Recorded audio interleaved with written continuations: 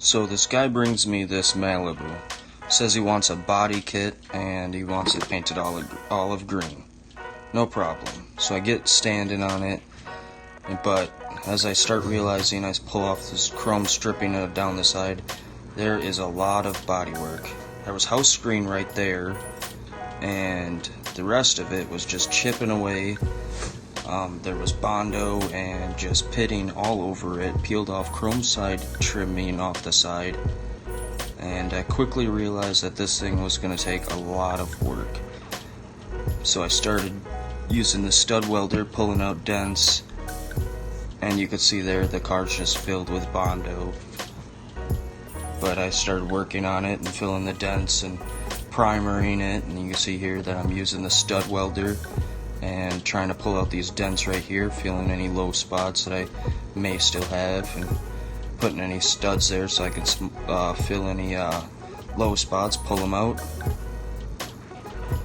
I don't want to weld them on too strong because then I have to use a grinder, and you can see right there where it was catching my finger. I don't really want any high spots from these studs welding. I'm going to use the pliers here and pull this out and not use the slide hammer, and just so I can go a little bit. This back portion here was so rusted I had to cut the whole entire section out, build a whole new piece of metal. I primered the inside so it wouldn't rust from the inside out, welded it all up, used the small hair Bondo, and then went over it with finished Bondo and then primered it.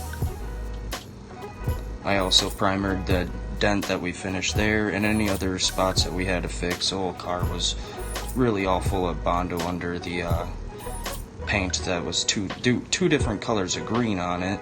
We got the bumpers on, and we're just about ready to go ahead and paint right now. So the trunk was kind of rough. I would suggest to replace that. I told him he should replace that in the future, and that's something we probably will end up doing, and just it's off the shelf paint. So here you can see that this was a $12 Harbor Freight gun, and it ended up streaking really bad. So I tried the $45 gun, and I was getting way better results with that. All this can be wet sanded and buffed out, but I'm trying to have a little less work for myself. But the slow reducer did help it kind of even out and flow out where it was smooth, so that was the idea with the slow reducer, so it wouldn't have any orange peel or any texture as much to it. It did turn out pretty nice. You can see right there how good the hood turned out and stuff like that, but there is still a little orange peel to it. None of this got wet sanded or buffed out, it just right from the gun.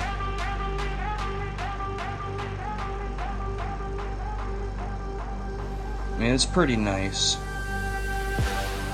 but he did want clear, so we went with a 2K clear. And you can see some dry edges on the trunk right there.